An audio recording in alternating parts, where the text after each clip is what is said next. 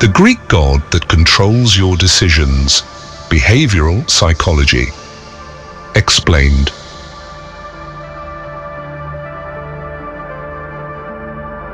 You believe you choose.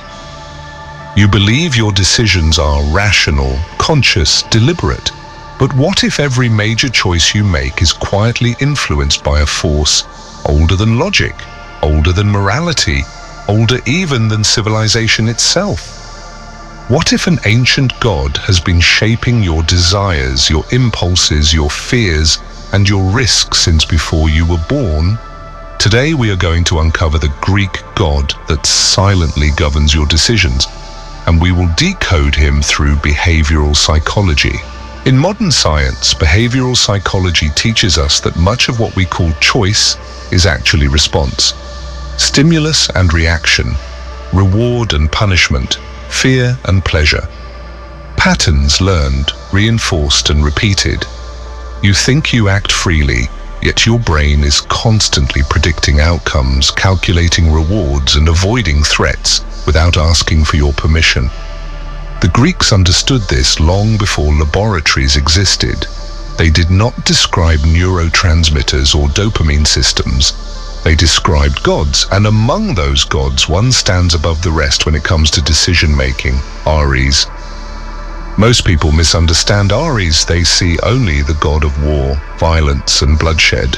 But Ares represents something deeper and far more intimate. He is raw impulse. He is the surge before thought. He is the heat that rises before you speak in anger.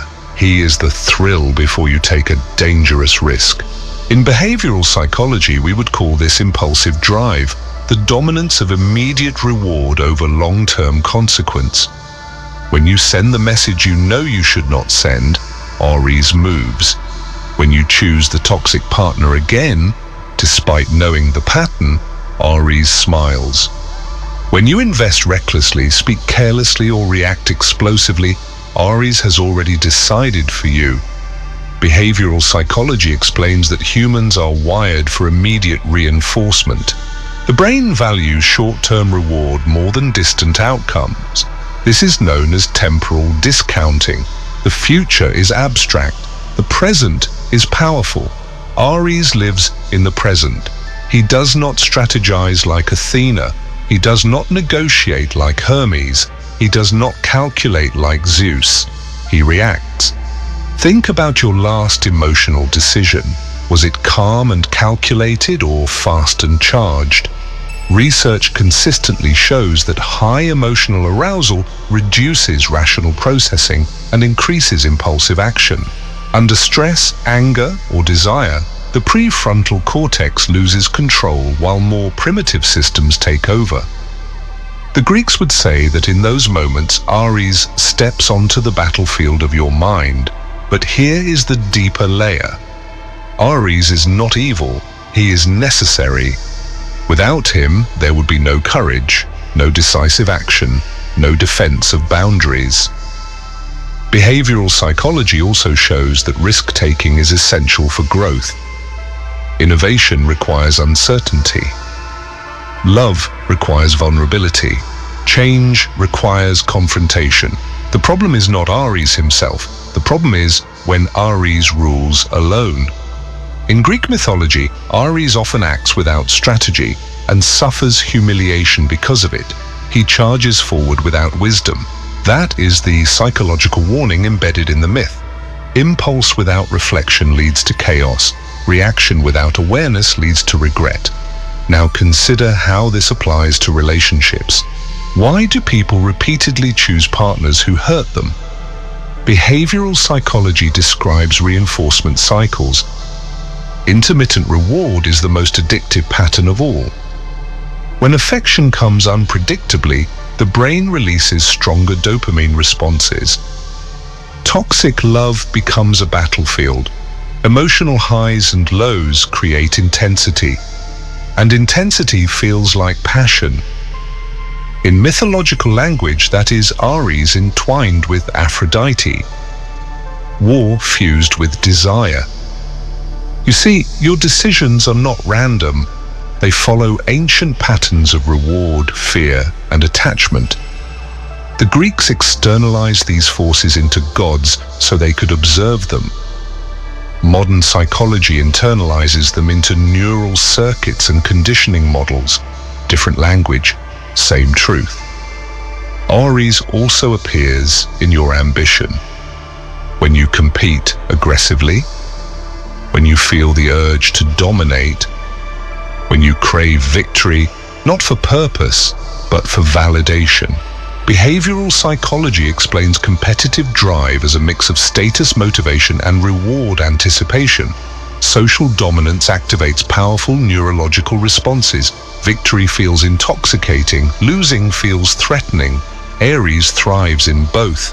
But there is another dimension. Many people suppress their inner Ares completely. They avoid confrontation, they silence anger, they fear conflict. And what happens then? The suppressed impulse does not disappear. It transforms. Passive aggression, self-sabotage, internalized resentment. In myth, neglected gods become destructive forces. In psychology, repressed impulses resurface through indirect behavior. The key insight is not to eliminate Ares, but to integrate him. Behavioral psychology shows that awareness interrupts automatic patterns. When you recognize the trigger, you create space between stimulus and response. In that space, another god can enter, Athena, representing strategic intelligence. She does not eliminate Ares, she guides him. This is the hidden structure of Greek mythology. It is not about supernatural beings in the sky. It is about psychological forces competing inside you.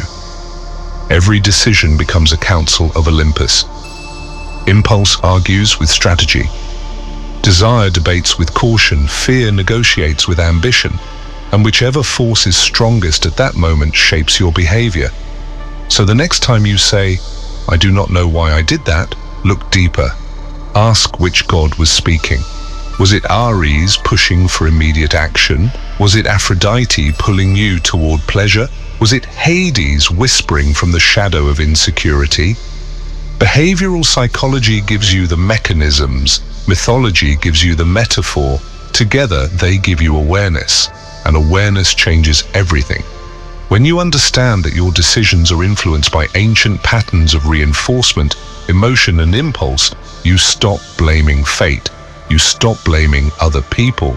You start observing your internal battlefield. You begin to notice the surge before the reaction, the heat before the word, the craving before the choice.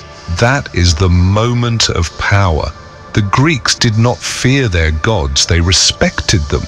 They built temples not to surrender control, but to acknowledge influence. In the same way, you do not conquer your impulses by denying them. You master them by recognizing them. Ares will always exist within you. The question is whether he controls your decisions blindly or whether you learn to channel his force consciously. Because once you see the god behind the impulse, you are no longer possessed by it. If this perspective changed the way you see your own behavior, then you are beginning to read mythology correctly, and this is only the first god on Olympus. There are others influencing your love, your fears, your ambition, and even your self-image. If you want to uncover which Greek god shapes your personality next, stay close to this journey. The myths are not stories of the past, they are maps of the human mind. And in the next exploration, we will step deeper into Olympus to reveal another force that may already be guiding your life without you realizing it.